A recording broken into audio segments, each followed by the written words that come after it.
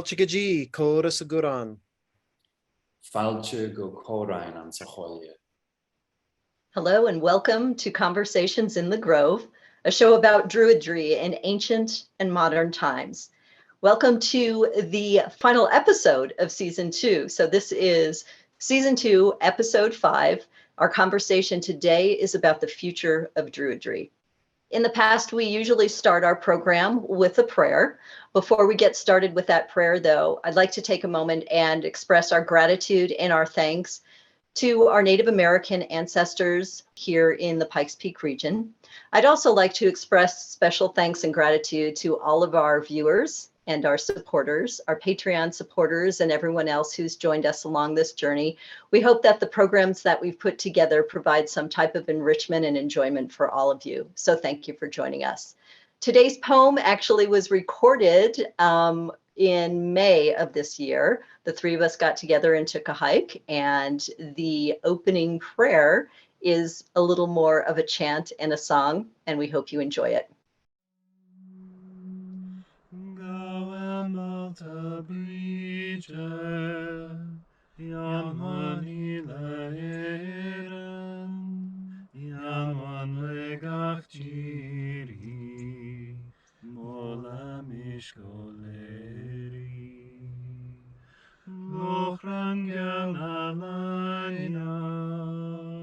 Sol shufena chire, canaro gaveran, canam banarmine.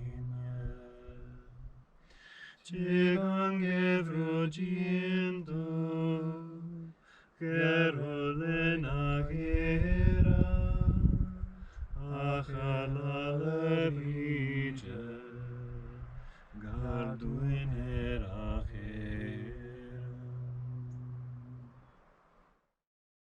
So today's conversation is about the future of Druidry. And to get us started, I'm going to call on some information from an article that was written by John Michael Greer of the Ancient Order of Druids in America.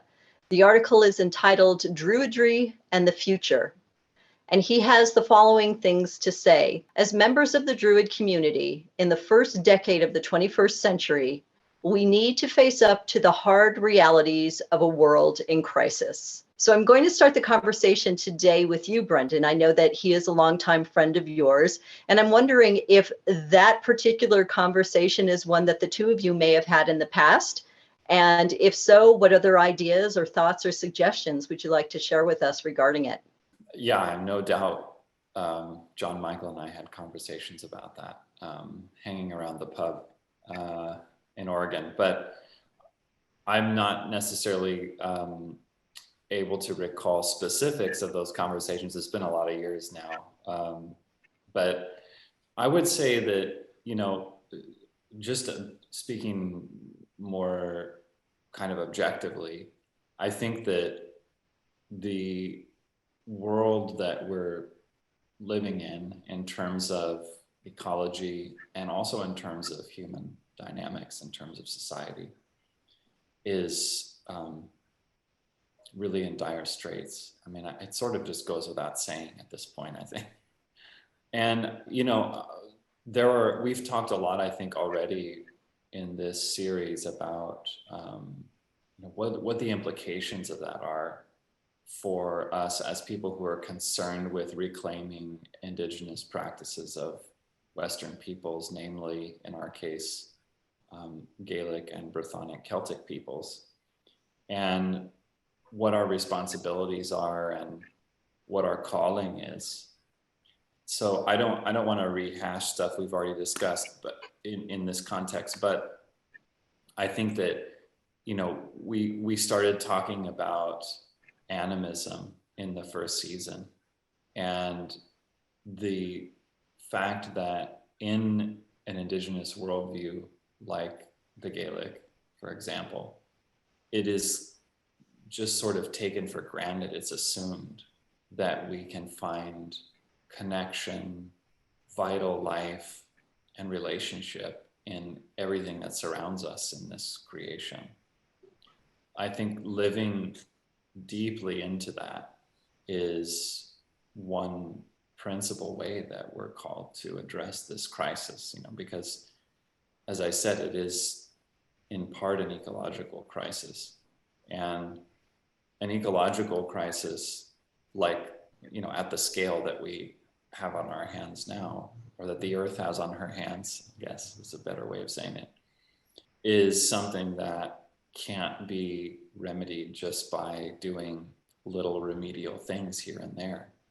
And my position has always been that in order to adequately address this level of crisis, we need to have a shift of worldview. We need to completely change the way that we see ourselves in relationship to the rest of the cosmos and to the land on which we dwell. And by extension, all creatures on this earth. So I think in that, we have really great tools, and any indigenous expression of worldview, custom, spiritual practice, etc., would provide those kinds of gifts, right? That's why I think it's so important that each of us, whatever our ancestry is, wherever we feel called to connect, that we tap into that, because the supernal tools, I think, for making the shift, the global scale shift that needs to be made, are there waiting. We're definitely entering a time of shock and stress, and that'll be a shock and stress not only on pagan, druidic communities, but on everybody. We're all on one big ship, and we're all going to go through the storm together. And I think it's important also to remember that no one really deliberately, we as a people, and I mean this as a global people, no one intended for us to get to this place. This wasn't, this wasn't a deliberate act. This was a lot of ignorance, and a lot of, has so much history behind it, and how we look at the world, and, and how we see each other. And we're dealing with notions of tribalism, and we're dealing with notions of being exposed to all sorts of different languages and cultures and religions, and the uncomfortability that brings on for a lot of people is really hard to overcome. But I think one of the things that, and this actually comes from some Gurdjieff ideas, but the idea that a shock is in a lot of ways the only way in which the spirit can grow. Like there's a certain, like if everything is sort of in stasis, then there's no energetic catalyst to move the soul or the spirit or the mind to another level of understanding. And that's, I think, what we're going through collectively right now. And I think Druidry has a really wonderful, and not just Druidry, like Brendan said, the indigenous traditions as a whole have a lot to say right now of, hey, let's look at creation in a different way. Let's look at the landscape in a different way. That it's not just a resource, it's something that gives us life and also keeps us mentally healthy. Without that, we're ignorantly cutting at the connections that tie us to the landscape, because we are so bent on shaping the world in a particular way that we think it should be shaped. And there's even one of the Rudolf Steiner had this really interesting way of looking at it, where he was like, we have traded, he says, critical thinking is a wonderful thing. We wouldn't have the modern world without it. You need a critical thought to be able to make railroads and make ships and planes and roads and sewer systems and all these things that, give us the quality of life that we enjoy. He says, however, what we've traded to have on the external world has been too much of a sacrifice on the internal world, because we've lost a sense of reverence, that we've become so focused on the external environment that we live in, and how we shape it and control it, that we've lost the ability to have reverence in a lot of ways. And it's just so very rarely mentioned in the day-to-day. You might get some of it when you go to church on Sundays, but that's pretty much about it.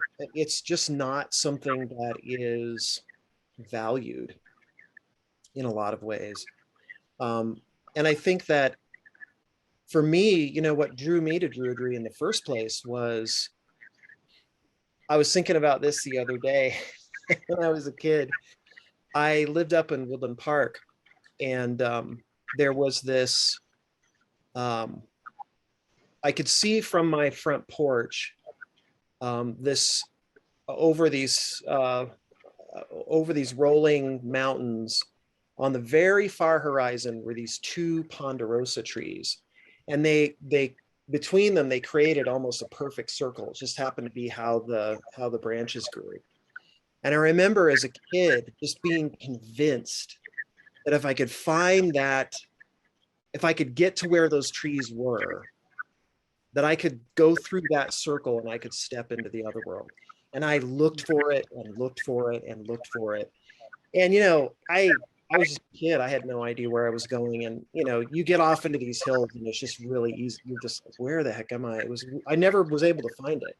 But that was the beginnings for me of seeing something else in the landscape that was speaking to me in a way that stimulated my imagination and made it into a living being rather than just a pretty view, you know. And I think that's what Druidry can teach, is that imaginative connection with the landscape, so that you can't just go up to a hill and raise it to the ground and erase it from existence just to get the gravel inside of it. You can't, something in that hurts your own heart, and you understand that there's a connection between you and that hill that is ineffable. It's not describable. Yeah, I think that's an excellent point, Ben, and it kind of coincides with some of the other comments that John Michael Greer made in his article. So I'm going to bring to your attention this one area that kind of just captures and paraphrases what you're saying, and then give you and Brendan an opportunity to speak to it. It says, followers of a spiritual path in harmony with the world of living nature, drawing inspiration from societies whose values are radically different from those of today's earth-ravaging consumer cultures. Today's Druids have already learned crucial lessons that industrial society has ignored to its cost: the holiness of the living earth and all its creatures, the necessity for human life to find a place of balance within a wider sphere of spiritual and material powers, the practical worth as well as the spiritual importance of primary values such as honor, generosity, creativity, and community, the futility and irrelevance of a system that treats endless accumulation of material trinkets as the highest goal of human life. Yeah, I mean, that does seem to be a big part of it, is that you can't, there's always going to be a give and take between us and the land. Like, it can't be, you know, people need to be able to eat, they need to be able to have shelter, they need to be free from sickness, and they need to have a certain amount of, or they should, hopefully, in an ideal situation, have a balanced, harmonious in yourself, you know, something that feels connected to their community, connected to their landscape, and it gives them a sense of communion with everything around them. And I think one of the things that can kind of get lost sometimes in the discussion is that I think Druids really need to believe in the potential of humanity. That we can't look at ourselves as if we internalize the idea, and maybe for very justified reasons, especially when you look around today, I've had my moments, that you sort of see humanity as a virus, or you see it as sort of a plague, and you have to believe that people have the potential to be greater than they are, to act in ways that are different from how they act now. And because without that, there's no energetic motivation inside of you as a druid to speak to them in a different way and give them a sense of, to broaden their horizon and open their perspective more. So if we are only going to be in that trap, I guess, of seeing things as very narcissistic, and that, well, nature will survive with or without us, and that's true, but that idea doesn't honor our ancestors, I don't think. Everything that they've been through, everything that they accomplished, everything that they understood and created would be lost if we don't carry that forward. And I think that's an important element of the whole thing. It makes me think of the need for compassion. And it's something that I think gets maybe underrepresented in a lot of contemporary spirituality in the West. And it can seem like maybe a cop-out in some cases, and I understand that, like to use the idea of, oh, we have to have compassion, we have to have understanding, as a way to sort of obfuscate or avoid hard realities, right? So that's not what I'm talking about, of course, but the cultivation of genuine compassion, not only for the landscape and the non-human beings that inhabit the landscape, but for human beings as well, and for all beings. I mean, I think this is something that Mahayana Buddhism or Vajrayana Buddhism really do well, right? That we would do well to learn from. And Christianity can also do really well with this. It's just had a bad track record of it, unfortunately, in Western history.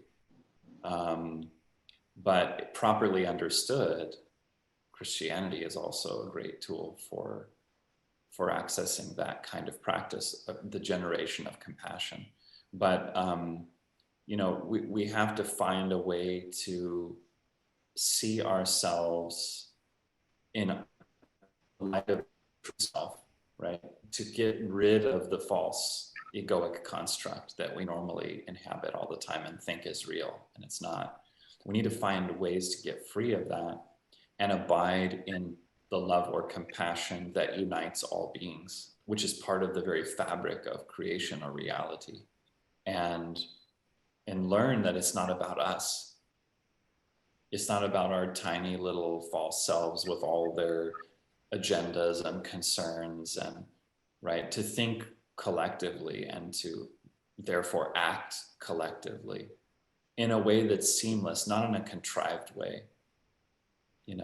I mean, sometimes maybe for practical purposes in today's age where there isn't a lot of folks who are doing this kind of inner generation of compassion, you need to do contrived things just to try to make a difference outwardly. And I understand that, that's good. But I think ultimately, to make the kind of radical shift we have to make,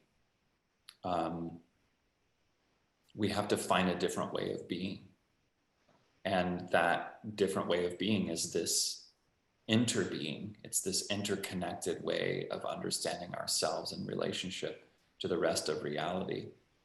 And that, I think, is something that, whether it's Druidry or any contemporary movement of spirituality, of reclaiming indigenous traditions, whatever it happens to be, any such system really, in my view, should pay close attention to that need and think about its structure and the way that it's doing life, the way that it's doing spirituality, as the case might be, in light of that, in light of that need. And I don't see much, like when I look at contemporary Druidry as a movement, as a new religious movement, as we would say in academia, I don't see that represented very much. And I would highlight that as something that needs to be paid close attention to by folks who are in that movement and who want to see it generate something substantive on the planet, as I think John Michael probably does, hence writing this article, right? That he's talking about, the future of a new religious movement in light of the gifts that movement seems to have for the world. And that's how I think we should assess any kind of spiritual tradition. What gifts does this bring?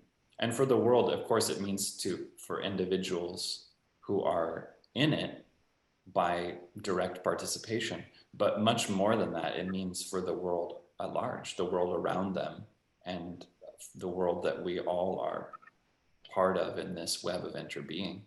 So what gifts does it really bring? Is it being deleterious, or is it being, formative in a productive way and in a life-giving way? I think those are fundamental questions. And so with regard to this particular movement of Druidry in the contemporary world, I would say that this is one thing. There are others, and I'm sure we'll unpack that and talk more about them, but this is one thing that I think needs to be paid close attention to, is the generation of genuine compassion. And that means laying aside the false self. And you need robust spiritual technology for that. That doesn't come automatically. So that's another point that maybe we can discuss too. Yeah, Absolutely. I'm curious actually, because what do you think, Brendan, from your perspective, what do you think is the best way to teach that? If and I'm sure that you do, in your own courses. I'm just curious to see what your perspective is on that particularly. Yeah, as a monastic, I'm approaching it from the perspective of ascetical theology, which means basically the committed, practical, day-to-day spiritual life. What things do we do, both externally and internally, but internally most importantly? What things do we do to affect these kinds of changes that we're talking about in our perception and in our way of being? And so meditation is crucial. Without a meditative practice of some kind, a substantive one, not a new age type of thing, sorry to say, but without a substantive meditative practice, these kinds of shifts of perception aren't possible, really, not in any sustainable way. You might have little glimpses of things here and there, but so yeah, to answer your question, Ben, I think it's meditative practice, and that can look a lot of different ways, right? But I think meditative practice and some practice of what I call sacred remembrance, which is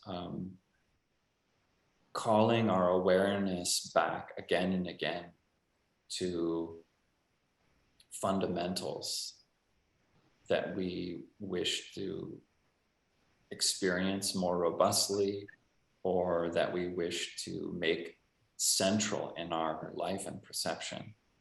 but which normally kind of fall outside of our sphere of awareness. So it's the practice of bringing those things in again and again. And that can be done through all kinds of techniques, mantric prayer and certain modes of discursive meditation and study and reflection. Yeah, I definitely agree that the meditative part is really important, because especially now, because we have so many things in the world constantly vying for our attention, whether it's like your phone or, you know, email or phone calls, whatever it happens to be. You know, we all live pretty busy lives, and that seems to be the norm for most folks. And the problem with that is like, you know, you have this, you know, you have the waters of your mind constantly being turned, and you're never allowing the mud, you know, to settle to the bottom of your mind and clear it out a little bit, so you can actually just have a nice, clear, open space there. And without that clear, open space, it's just easy. It's so much easy, you know, anxiety increases, confusion increases, um, stress increases.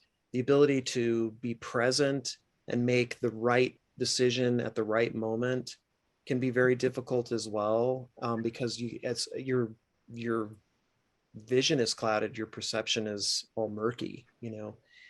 And it's so powerful to have that time every day, because when you do, you have the, and it enlightens your heart. I mean, you just feel better afterwards. You know, the things that before the meditation seemed really dire and really important, after the meditation just become a part of living. And it's just something to something to take care of, something to caretake, you know.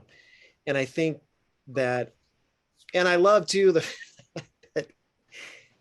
you know, when I first went to Ireland, I was always struck by um, how much humor there is in their approach to just about everything. You know, like they don't take themselves very seriously. You know, there's always a sense of, hey, I'm an imperfect being, and I just own that. You know, and I move on with my life. You know, and I think there's something really good about. I think something really powerful about that, because before um, before I had been to Ireland, I, not that I didn't have a sense of humor, but it was easier for me to put it into my spirituality once I had been to Ireland and seen, you know, that, and seen the way in which they interact with people, and how lighthearted and unpretentious it can be. It's a really, it's a great, you know, exercise in not making the ego run everything. And, you know, I'm not at all casting Irish people as perfect. I'm just saying that that's an element of their culture that I admire. And it's when you get to go back and you get to experience that, it's so informative. And so it's relief, you know. You know, because we can't, as much as we love the world, as much as we love the land, you know, we can't take the burden of all of that on our shoulders. We have to also look for things that make us hopeful, and we have to look for things that give us a sense of, hey, you know what, maybe we can get through this, and maybe on the other side of this, we'll be more proud of ourselves than we were, you know, before. Maybe we'll have a sense of being happy with ourselves as a civilization, and maybe we'll value the diversity of our experience and our expression more than we did before. And I look to things like, and you've already been able to see it when you see some things happen to communities, like you know, like my stepsister grew up in Paradise, California, and she knew a lot of the people who, you know, basically lost everything, and how as a community it was such a bonding moment for all of them, and in a way that tore down a lot of the barriers that they had had between each other over the years. And as sad as it is, and you don't want to see those sorts of things happen, at least there is that sense of seeing people, instead of, like this sort of post-apocalyptic, like I'm gonna kill you so I can eat you sort of thing, we're more of a Mad Max kind of looking thing. It's more of people doing everything they can to help each other out, and genuinely having a sense of empathy towards what the other person is going through. And that's powerful. That's hopeful, I think. The author Ellen Everett Hopman, in her book, A Druid's Herbal for the Sacred Earth Year, she quotes something that I think is interesting and might be a stepping point to kind of further this conversation.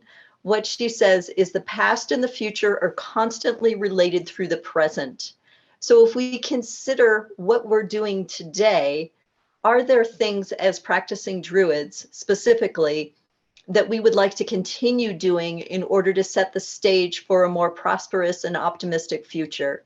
Are there things that we might like to modify? Are there things that we would like to grow? Are there things that we might want to eliminate altogether? How can our practice today help bring us to a better place in the future? I think one of the things that Brendan mentioned, like when you were saying, doing things on a day-to-day basis that have that sort of practical application is really important.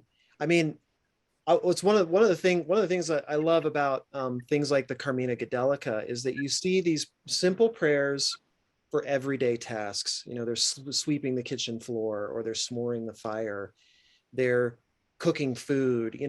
It's bringing all of that into it's bringing that all into just the normal things that you do on a day-to-day basis. It's not, we have secular time, and then we have this cut, and then we have sacred time, and then we go back to secular time again, and then we go back to sacred time again. It's, the point is to blur those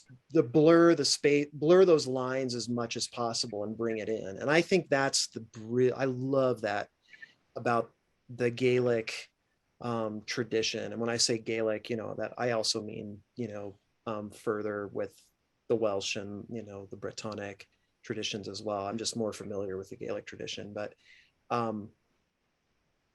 that idea that everything that you do can have that particular plucked string, that it just it has that, it sounds with the note of the sacred. It has a vibratory rate that is something different when you're engaged in those day-to-day practices in a different way.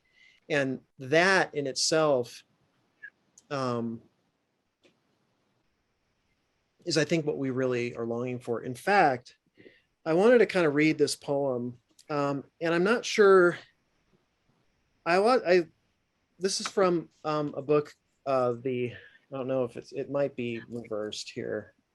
I may have to. Anyway, it's called Anduanada, and it's Poems of the Dispossessed, and it's great. It's a great book, an anthology on Irish poetry from 1600 and 1900, and I wanted to read this one poem in here. I need to get my old man glasses on. It's called, "O Dove, your song is cause for tears. O Dove, your song is cause for tears. My heart is lifeless after it. You have drawn tears from my eye. Pity you were not silent. The great rooms of a rose house, abandoned to you alone. It is this that fired your soul, so your voice will not be checked. Or the pain that troubles you, beloved dove, is this the cause? You see no more the noble lady who nurtured you each day. It is clear you are not from here, gentle dove that came from Spain. Here where we behold you and see you but alone. Tonight the walls are lonely. Where we once heard harps and poets, ample feasting round the wine, guest masters about their duties. Sounds of soldiers sharpening weapons, sounds of cattle in times of plunder, the sound of oars entering harbor, the sound of gulls in the sea cave. The sounds of fickle, fought hard, wise men's voices over old books, sweet word murmur of gentle women, they would understand our grief. Donal's daughter distracted me and set my senses wild, that she has neither heir nor offspring. Have I not full cause for tears? Dove of the doleful music there on the fortress, sad is that splendid Rome, powerless below you. Stately Tulloch, Ero of towering walls, without ale or the music of sails or blades flexing. And it was during there were a great number of castles that were raised, when the English did come in, and it's a poem about one of these castles and what was lost at that time. And I think I see sort of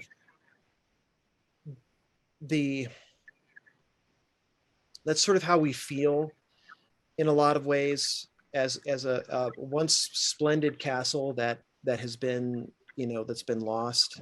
And I think we really do want to have that feeling inside of ourselves again, that there is feasting and wise men speaking over old books and the murmur of gentle women inside of us.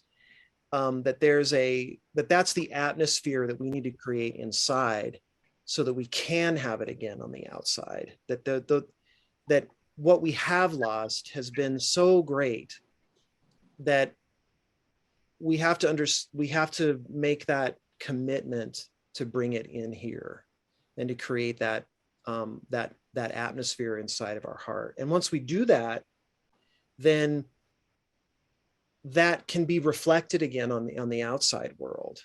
And we have a chance to, I don't know, just to have something that is where we feel more lively inside. We feel freer, we feel happier, we feel less burdened.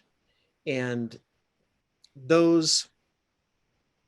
which is why I think the stories are important, the telling of the stories, knowing the traditions, knowing the stories behind what's hidden in a place name, and everything that it tells you just in the name of a place. And those things really mean something to us because they give us a connection to the landscape that we can't otherwise have if we forget those things. And that's, I don't know, that for whatever reason that what she said reminds me of that and that poem, because it really, I think that's what we're looking for. If I had to look at it from a poetic perspective. I think the quote was that the past and the future are connected by way of the present. And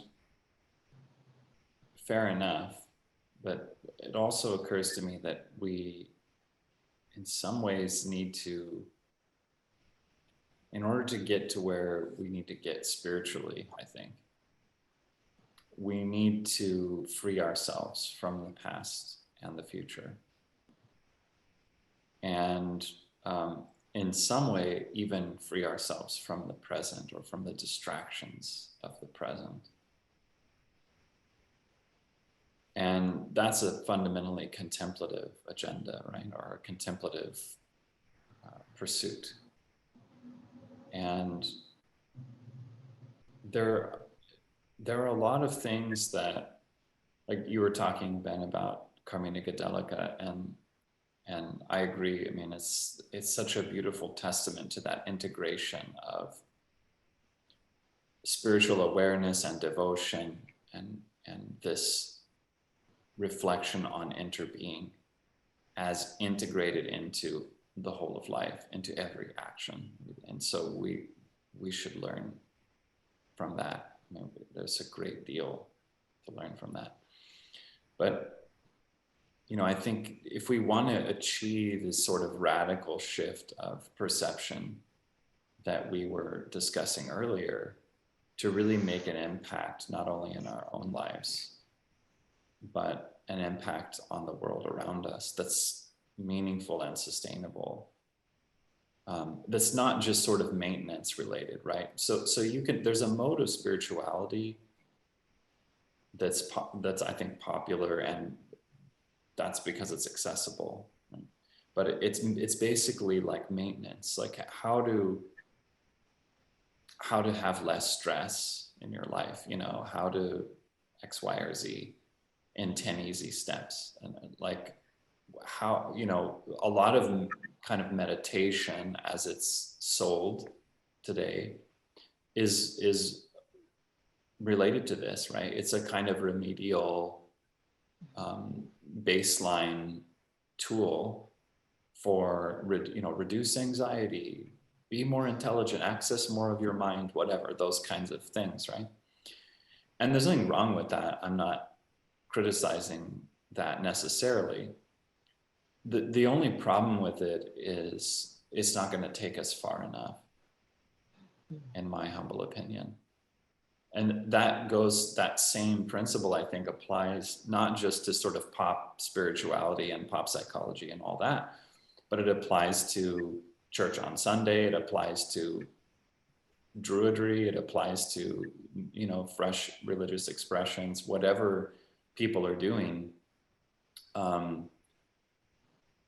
I think we have to look toward things that are going to fundamentally transform how we exist, and the sort of maintenance mode is fine to a point, especially when people are just getting started, and their spirituality in general may be new to them, or they've had trauma in religion or whatever, and they need to be introduced to something that's incremental and accessible. And I totally understand that. And that's all well and good.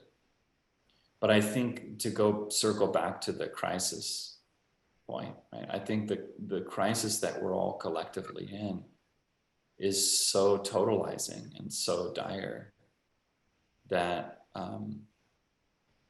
we have to think and act in terms of something that's transformative at a more fundamental level too. And that requires the kind of intensive praxis that I was mentioning earlier, which can yield, what you were sharing too, Ben, about having that integrative, continuous access to sacred presence in everything we're doing. But if that, especially for us, right, that's not just part of how we grew up, in 21st century North America or the Western world in general. That kind of awareness that our ancestors once had, as recently, let me sort of rephrase that, because I think there are people in rural places in Ireland and Scotland and Wales and stuff who to some degree still have that kind of awareness if they grew up in an agricultural rural setting where a lot of the folk traditions are still alive, and there's a living thread of that, right? So I don't want to forget that. I don't want to, neglect that. But yeah, sure, but it's not common no, to a modern Western context. Right. Yeah, Exactly. Yeah. Exactly. So for us, we didn't grow up in that setting. So for us, and probably most people watching this podcast, we need tools to access that. It doesn't come automatically. And so I think the only way to change behavior, change perception, which is what it's fundamentally about, in a radical way like that. That's like a 180, in Catholic Christian tradition, we have this great word, metanoia. It's a Greek term, which means to turn the heart or the mind 180 degrees around, to completely turn the perception. turn the focus, turn the aim. And that's the term, by the way, that often gets translated as both conversion and repentance in English, which are totally inadequate renderings of that word. Well, I guess, yeah. Yeah. Yeah, And it's got a different meaning. very different. Man. Very different. Yeah. Yeah. So that 180-degree turn, I think, is what's universally needful, right?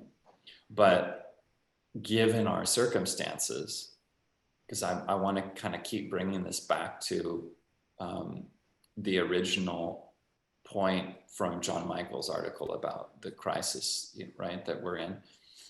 I think in order to access that needful level of transformation, we need really, really serious substantive tools, spiritual tools, and we need to live into them, not just individually, but also communally.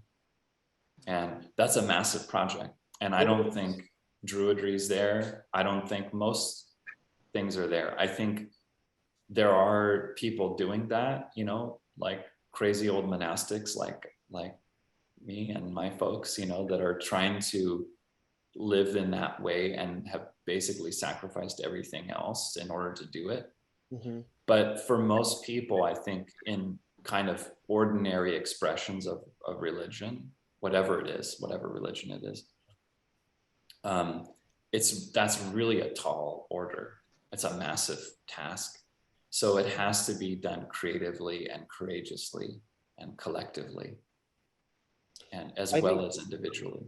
Yeah, and I think too, there's also kind of we have a crisis of trust in our institutions as well, and in leaders in general, you know, and that hasn't been, you know, as much as we may want to say, oh, you know, Catholic Church is sort of a punching bag for that, but it's been everywhere. It's been everywhere, every single tradition. Mm-hmm. And I think what's interesting about that is there is a sort of decentralization, I think, that accompanies that, because it's a natural response to that kind of crisis of trust.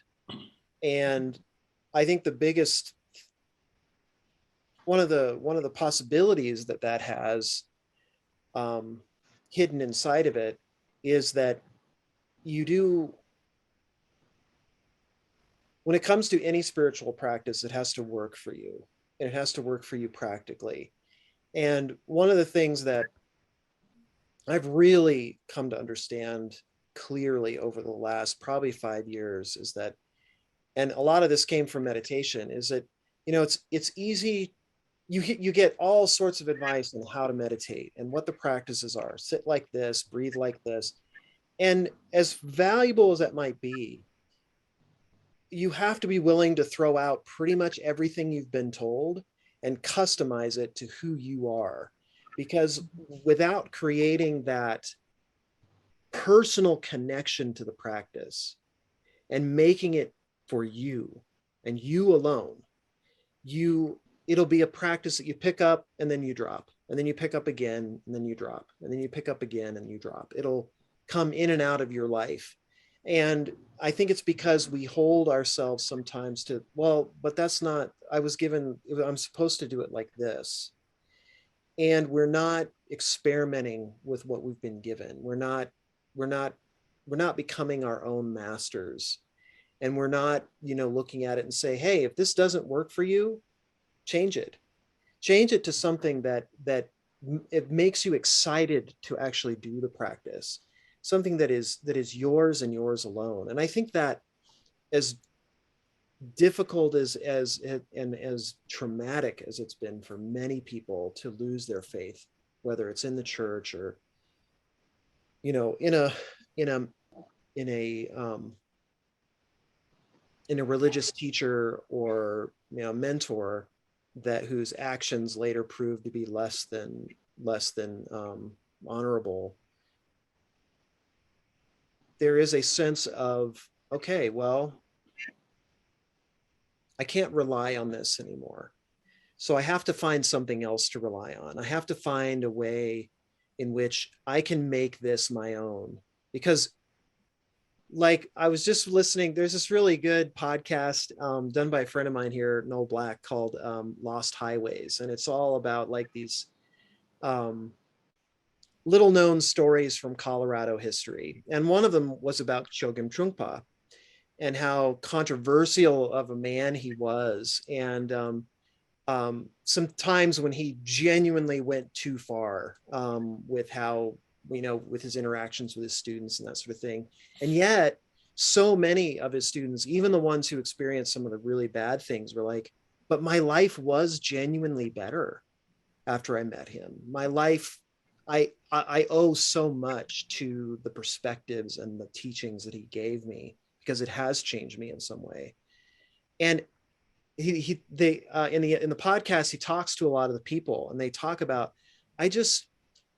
and that's, they almost all of them say the exact same thing. It's so important once you do lose that kind of that illusion of perfection, whether it's a teacher or a tradition, it doesn't matter. You have to kind of fall back in on yourself and say, oh, I have to make this mine, and it's my responsibility to create a relationship with this. And all of them were saying, and I have a richer relationship now with it because of that, because I was willing to break some of the rules. I was willing to customize some of the teachings that I was given and the practices that I've given so that they fit me. And I was like, yes, absolutely. That's what it's about, man. Because that's when your heart engages in it, and your energy engages in it. And you feel, not only do you feel like you're following a tradition, you're feeling like you're breathing life back into a tradition, and you're helping it move forward, and you're making it, there's still that, you still have all the bones and the integrity there, but I don't know, it just, it makes it more dynamic. It makes it more fun. It makes it more fun, and meditation has been that way for me. Like, it took me a long time to get to the point where I could do it on a day-to-day basis. And it was because I was like, well, I'm supposed to do this. And I really respect this person, and I respect what they have to say, and I respect their outlook. So I was really trying to force, when I look back on it, I was really trying to force my meditation into what they said it should be like. And when I finally just said, okay, I'm going to take these basic principles, but I'm going to change it however I need to until I get to the point where I want to do this on a daily basis. And that was the turning point for me. That really was. I was just going to say, I think the most important part of that is the responsibility, right? Taking the responsibility for your own spiritual development. And that's something that is just perennially needful, but it's hard for a lot of people to do. Yeah. Because it's much easier to step into something and just say, well, the burden is on this institution or this group or this person or whatever, and I don't need to worry about it.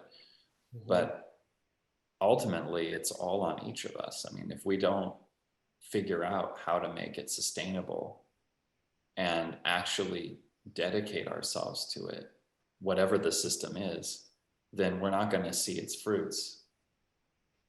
And then it's just like a hobby or entertainment, or maybe something that brings some comfort, and that's okay, but it's not transformative, right? It's not transformative. And what we need is transformation more than anything. Yeah. And the other thing I like about it too is just when you have that attitude, and I my own, in the Bardic course that I've been doing, that's really been the emphasis from the start, is like, look, I can give you what my perspective is on Druidry because I love it and I'm obsessed with it and I think about it a lot and I do as much as I can with it. But that's all I can do. I mean, I can just give you my perspective on it. You can't see through my eyes. I can't see through yours. Your heart beats at a different rhythm and a different pace than mine. And so ultimately, if I give you something that you feel doesn't work, then toss it out. You're not going to offend me. It's not, it's not about me trying to create a tradition so that I have some sort of sense of immortality. It's a gift to you from another person who maybe has been down the road, maybe has been on the road for longer than you, but you have to find the motivation to want to walk to the next horizon and look over and see what's on the other side. And that I can't give you. That has to come from you. And I think that is scary to some people, because not because they're weak or they don't care or anything. It's just a very different, I think we have entered a different country when it comes to religion and spirituality, where it is more decentralized and there is a sense of, what you get out of it is equal to what you put into it. And, don't shame yourself into not doing it enough, because that just becomes just as much of an obstacle, but also you have to understand how precious it is and how powerful it can be when you do give it that, that spirit and that focus and that love. As I was preparing for today's show, I was having a conversation with my husband. And one of the things we were talking about is the idea of the future and moving forward. I think Druidry offers people an opportunity. And this is just an opinion that was shared between me and my husband. But one of the things that we're thinking about, we started at the beginning saying that essentially the world is in a state of chaos and there's a lot of crisis. And I think that in itself is on a general term very true. But moving forward, I don't think that the future is going to arrive on our doorstep in a way that is like the end of days, so that it happens in one full swoop. I think it's something that's going to transform and transpire on a gradual basis, kind of like a slow burn. And with that in mind, I feel as though when we participate in Druidry and we find a practice that works well for us, we are preparing ourselves for the inevitable changes that'll face us in the future. And I just think that is a benefit of Druidry, because I believe as things progress and as things change, I think we're going to need to have a practice in place to help sustain us over a period of time throughout the course of change. So just as a plug, in a way, to say, I think we're all preparing ourselves, whether we're doing so consciously or unconsciously, for the change that might be ahead of us, the changes that we might be facing in the future, and that having a practice in place and something that we experience on a regular basis may help us in this transition. Yeah, I absolutely agree. Do you feel, Arlene, like it's been, what do you think based on what you just said, like, what do you think your relationship to the future is because of Druidry? Do you feel like it's changed your I don't know, your perspective on it? Yeah, I go back and forth. There are moments when I look at the future and I feel concern. I feel a sense of disappointment. And then there are other times when I feel optimistic and I feel hopeful. And I feel like my Druid practice has really helped me to have a more balanced perspective about what the future holds. I feel like that's the biggest influence of my Druid practice is kind of looking at it in a balanced perspective. Yes, there may be bad things that come in the future and it may not be pretty, but knowing that there will also be aspects of, not just through my practice, but aspects of how people evolve, how people learn, and how people go forward, that will balance out that, perhaps non-positive environment that I might be fearful of. Yeah. I'm curious too, and this was something I was thinking about, and I've got my own perspective on it, but I'd like, well, it may not be incredibly well formed but I'm curious how you both feel. What do you think the role the Tuatha will play in how the future unfolds, and whether, for me, and Brendan, you might see this differently than I do, obviously, but what do you think the divine agency, however you want to look at it, what do you think its place will be in how the future unfolds? Or do you think it's solely up to us? I'm just curious. I'm really curious about that. Yeah, I'll answer real quickly and then I'll turn things over to Brendan. I believe in a collaborative relationship. And I believe that there's going to be benefits and aspects of continuing to work with this divine agency or any, however we understand it, in order to help us succeed in moving forward. Well, my answer is probably just as short and basically the same. Only I'll phrase it slightly differently, but yeah, I as a theologian, I'm a proponent of what's called participatory eschatology. You know, the future unfoldment of things comes through collaborative experience with the divine and human agencies and other creaturely agency as well, not only human. So I see everything as participatory in a collective movement. And I think there are different energies that guide in different seasons, so to speak. And we may feel that those are productive or less than productive, but ultimately the divine presence is moving in everything. And so, yeah, I think it's a shared endeavor. Yeah. I mean, it's one of the reasons why, like, the second battle of Moytura is it's a powerful story for me, because what you see in that is this, it's a story of restoring balance when things are very out of balance. It's a story, for me anyway, of the way in which the world, the ages come to a point where they end and they begin, in that time frame, in that transitional state. And I think that's genuinely what we've been in probably since the Industrial Revolution began. I don't, it's not like you said, Arlene, I don't think it's like this sort of wham, the book closes on the old age and the new one begins. It's a longer process than we've all sort of tended to sort of think, or maybe we've expected. But I see that we're in a similar place that the story speaks about, where things are out of balance. When when the harp of the Dada is no longer in his hands, the seasons don't move in the proper order, and we're sort of seeing that.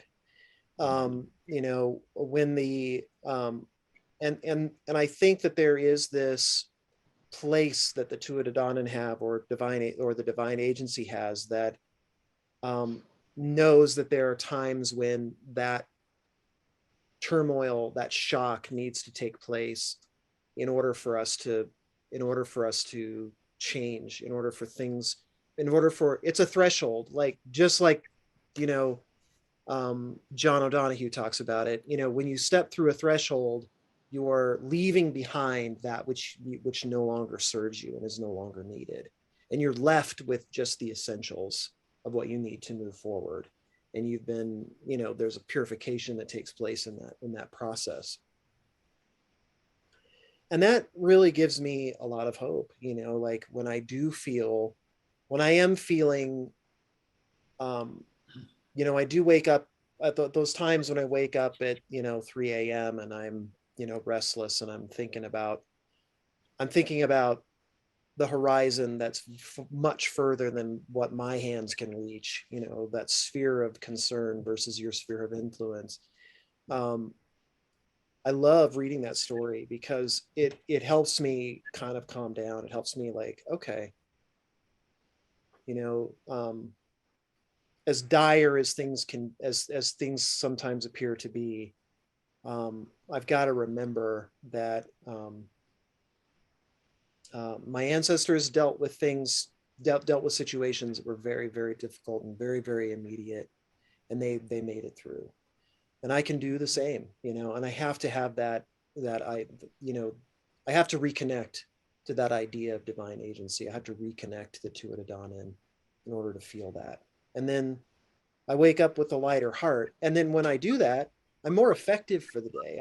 I'm able to interact with people with a different tone and a different, um, from a totally different place that I wouldn't have been able to act to if I didn't go to the story. And that to me is a wormhole through time.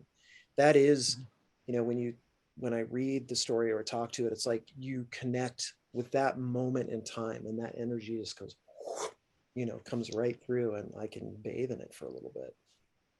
Well, and I think that's one of the things that we can do moving forward. I think one of the aspects of the Druids that has always been appealing to me is the idea of preservation of culture, preservation of literature, preservation of different aspects that we experience in our day-to-day lives. And I think it lends itself to us to perhaps continue to hold on to those. But not only that from the past, but look around. What do we have in our current world, in our current life, that we want to hold on to bring with us, or to cultivate and grow so that it becomes better and more helpful as we move into the future? I think another thing that's so powerful about the old stories, many remind us of what the kind of central aim is of this incarnate journey that we're on. And the central aim is wholeness, right? Restitution, at one-ment, making things, restoring things to right relationship in love and collectivity and wholeness for the whole, not just for the human community, for the whole creation. That's when things fall out of balance, then, that's when conflict arises, right? And that brings forward the necessity of the work of restitution, of holing, right? Of remembering, putting the members of the great body of life back together. And I think in many ways, that's not necessarily articulated as the goal of, every religious tradition by any means, but at least not in those specific terms. But I think it's definitely in the sort of through line of Western religious history. This is something that comes up again and again. And it can be, if we allow ourselves to really be overtaken by that in a productive way and shaped by it, it can be an anchor, to remember through the old stories, through the myths, whether they're, whether it's a kind of a properly restored view of Christianized mythos or a pre-Christian mythos, we can kind of come back again and again to this central aim of at one-ment, of holing, of making whole. And that seems necessary to me if we're to achieve anything meaningful or substantive in our personal spiritual journeys or in the collective journey. I think we have to keep coming back to that again and again. Yeah, and that to me, that's the song of Avrigan. That's the song of I am the ocean, I am the wind over the sea. That's that ecstatic expression of knowing that, feeling that down to the marrow of your bones. And I that's what that poem says to me. It's not just a pretty set of images. It's an understanding. It's a moment of samadhi where you're really connected to everything, and then there's no, that separation, that illusion of separation is gone. And that's what I want. That's what I want. And sometimes I feel it, and a lot of times I don't, but that's I agree. For me, that's the goal. That's the mountaintop. Yeah, and that's why we practice, right? In spiritual traditions, why we do practices is so that we can expand the breadth of our experience of that phenomena, so that more and more it overtakes our whole daily existence, until finally we're liberated into a mode of being in which we experience that wholeness all the time, that oneness and interconnectivity in a conscious, immediate, felt way, without interruption, or with very little interruption. Yeah, yeah. And the other thing I wanted to kind of bring up too, because I've been really thinking about this a lot as far as, just the future, not only the future of Druidry, but the future of the order. And I wonder, how is the way, and I mean this more maybe in more practical institutional terms, I guess. Like, what do you think is the way in which Druidry gets nurtured on an institutional level, in those worldly ways of, do you have a community? Do you have a church? Do you have a stone circle? Do you have how do you, what is the best way from your perspective, both of you? What do you think is the best way to set that up, to maybe avoid, hopefully, um, some of the problems that we've seen in more centralized, controlled institutions? Because we have these ideals, but there's always how we integrate those things into a worldly context. That's where the challenge seems to arise to me. It's a good question. Arlene, what do you think? Oh, I was going to ask you to go first while I thought about it. I mean, I can give some thoughts too. I mean, for me, I guess I have been thinking a lot about this idea of decentralization, but the other part of it though is that the challenge with that is that you have to have some institution that has a certain amount of trust built into it in order for people to feel like they want to give to it financially, or with volunteer time, or whatever it happens to be. No one wants to feel like they're giving their resources to something that won't last, and can't be relied upon, whether that's in a moral sense or whether that's in just a practical sense. And I honestly don't know what that looks like. I mean, I know we've talked, Brendan, about, your ideas about, having a place and having a church, and, the how, and I think there is something to that. Like, it has to be in a place, it has to have a relationship with place. That's one thing that we can definitely, I think, learn from the Gaelic tradition, is that place matters. Place and the spirit of that place matters, and what the bua we put into that place is important. Yeah, absolutely. I think that's probably the correct starting point, or the most, I don't know, correct is a weird word in this case, but it's probably the most fruitful starting point, is to think about, connecting to a landscape, and to a localized ecological reality, and allowing that to organically speak as the kind of hub around which the wheel of whatever else is to develop spins. That seems to me just kind of that incarnational dimension, if you will, which is so inherent to native Gaelic tradition. And, I mean, frankly, I think we've sort of talked about this before too on the podcast, but I think that there's so much of native Gaelic tradition that just doesn't make sense without the landscape.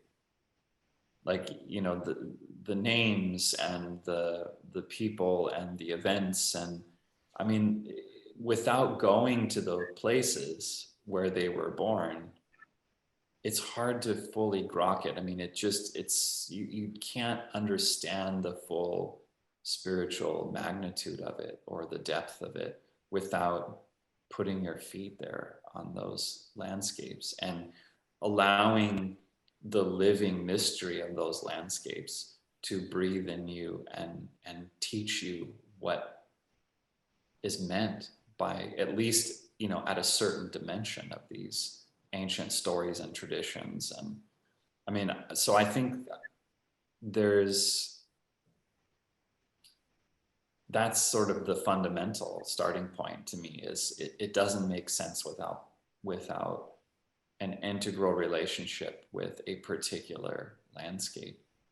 And then whatever it looks like probably has to grow organically from the human relationship that occurs with that landscape and all of its particulars. Yeah, I agree. And I think, I look at sort of the history of Colorado and New Mexico as, to me, it's very inspiring. Like when you see some of the adobe, churches that have been built, those were built not because a bunch of people got together and fundraised. That was a community who got together and they volunteered their time to make that themselves. They got together as a community and said, this is important to us. We need a place to worship, and we're going to make it. We're going to make it out of whatever is available right here, right now. And the artwork that creates, the folk art that nurtures, and the sense of community that it builds is exactly what I think. To me, that's you kind of have to look at what's happened and say, oh, well, this actually worked. This created something that has sustained itself. And I think I love, of course, I love talking to you guys over Zoom, and but at some point we have to move past that, the virtual meeting kind of community thing. And that's been necessary just because of current events, obviously. But at some point, I think we do need to start talking as a community more about, like, okay, great. We've got these wonderful things and we have these possibilities, but until we anchor that into a place and into a space, it will remain largely an ephemeral pursuit, that doesn't mean it can't transform people, and doesn't mean it can't be good for your life. I'm not saying any of that, but I think we have to stop kidding ourselves that we will not be able to reach that next level until it is anchored until it is anchored institutionally in a place. And I know the word institution has some very negative context and very, very negative ideas around that. And I understand it, but I think that I don't know how you get around that. I don't see how you get around that without you have to take the good with the bad. And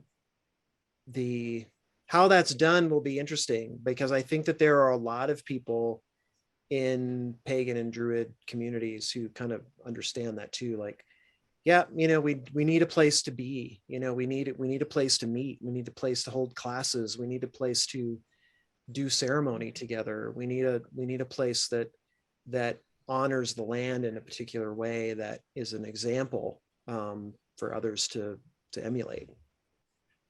I'd like to just add to what you said, Ben, and that is taking a look at ritual and how we might create or share rituals with each other as we transcend through these times, which may have unpleasant effects on people.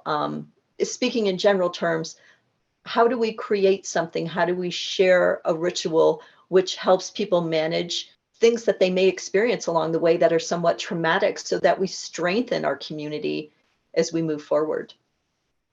Yeah, I think that's a really important question, Arlene. I think communities are going to have something like that in order for people to integrate what they're going to be going through, either what they have been through or what they will go through.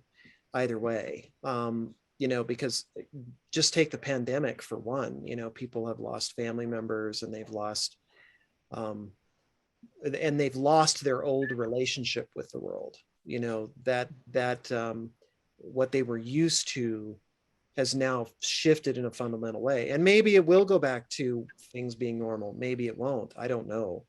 I'm in no way a prognosticator, when it comes to that. But I do think that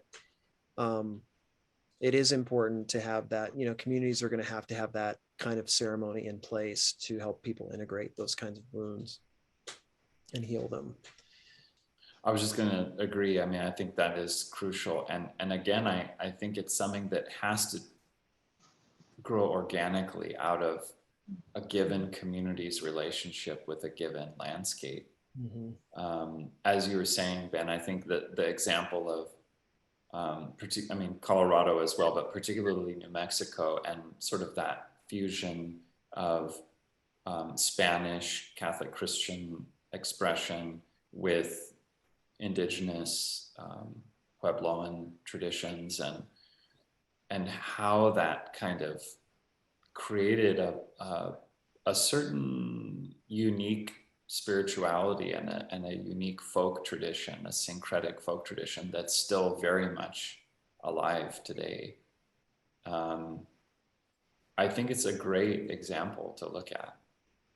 How does something like that happen in a way that provides long-term, deep-rooted, sustainable, nurturing elements of practice and communal experience, etc., to a given group of people? How does that happen?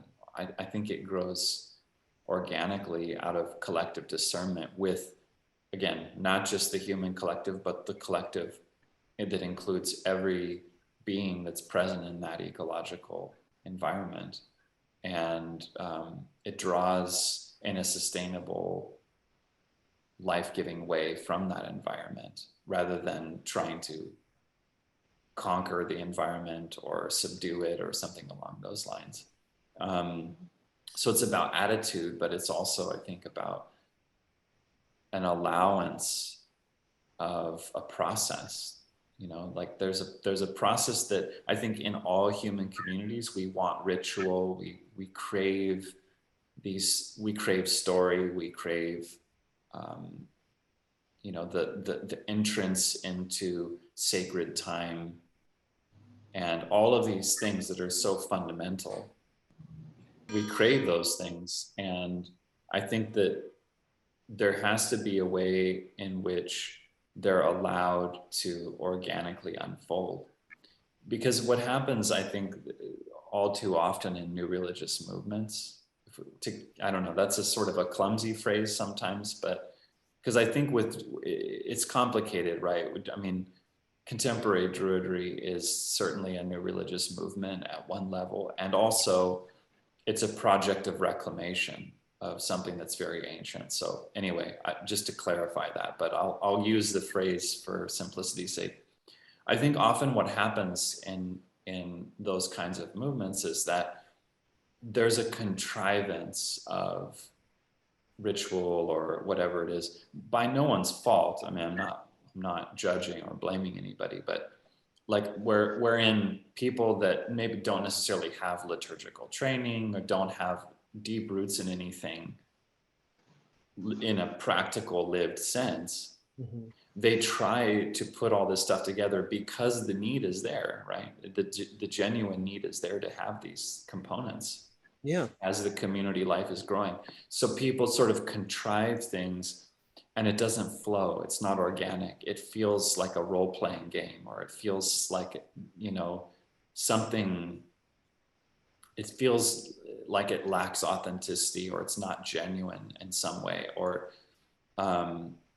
it's not conducive as a portal into the sacred. It's just something that feels like a rehearsal, And so I think that can be remediated, not only by having people involved who are really studied in these things, that's really helpful, but also by this allowance I was talking about, of allowing an organic process to unfold by asking the land, you know, what does it want to manifest through the human community, and by letting things develop in a way that is more the way that folk traditions develop, like you were naming, Ben. I think that's the well, I sort of named multiple things. Collectively, all those things together, that's the way to avoid these pitfalls, I think. Yeah, I think that's a good point. And it's always exciting and always sort of daunting to think about that, you know, because there's a lot of, it can't be done alone. It takes the commitment and passion of a community to do something like that. And I think we all have some fears around that, genuinely, because when you get whenever you get a bunch of people involved, there's always going to be conflict, and there's always going to be differences in vision, and but we cheat ourselves. I think we have to take that step, because we have to understand what it means to work with a group of people who do have different perspectives than us, and they may have different political, you know, ideas than we do. They may have different nuances in you know, just how they think, and what they believe, and what they consider sacred and what they don't. And it requires each of us to have a certain amount of flexibility in our in things that we may hold very, very close to our heart and consider very, very important, to be able to welcome people into that space isn't easy. And I think that's been part of the barrier. And I think especially in the pagan community, that's been part of the barrier, because there is a lot of trauma, I think, collectively in the pagan community around not feeling like they are accepted by the wider community, maybe even accepted by their families, because of the way they see things or their beliefs. And that's a hard obstacle to overcome. And so I think, like you said, Arlene, there's got to be that ceremonial structure there, that ceremonial technology, in order to help people move past that. Arlene, were there other points that you wanted to raise from that article or anything? There were, but the two of you have addressed them, so it seems a little redundant for me to go back in and kind of mention them again. Oh, okay. And that seems to be something I notice about our conversations, is I can come up with a series of questions, and the two of you will hit on those questions and answer them before I've had the opportunity to ask them. So I think that's an aspect of great minds thinking alike. All right.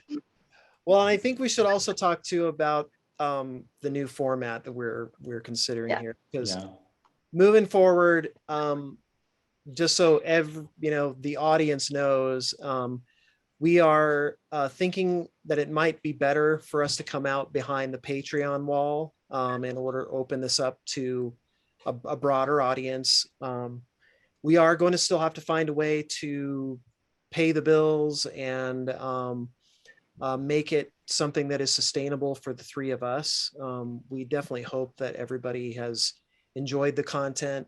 I think that if we do come out behind the Patreon wall, we are going to have to incorporate things like sponsorship and you know, do some ad reads and that sort of thing. And I think the benefit of it will be, at least this, I think when we've discussed this sort of collectively, I think the benefit of this would be that we'll have access to a broader audience, and it'll be a lot more interactive, where we can do chats in real time and do live streams to where we get together and we talk, and you know, have some I think it'll just be better for you all as listeners to be able to come in and chat. We're going to be moving to a format where Arlene can show the chats on screen as they come in. That way people can ask questions, and, you know, and she'll also have the authority to make sure that it remains respectful and kind, and has a certain amount of control over what is seen and what is not. But I think that will be a better model for us moving forward. And so if you have some ideas about what you think that would like, people who've watched it either behind the Patreon wall or just people who have been watching just the first, 15 minutes of the show. When this comes up, please feel free to leave a comment below and let us know what you'd like to see, what you'd like us to talk about, and what you'd like that format to look like. We'll definitely take that into account.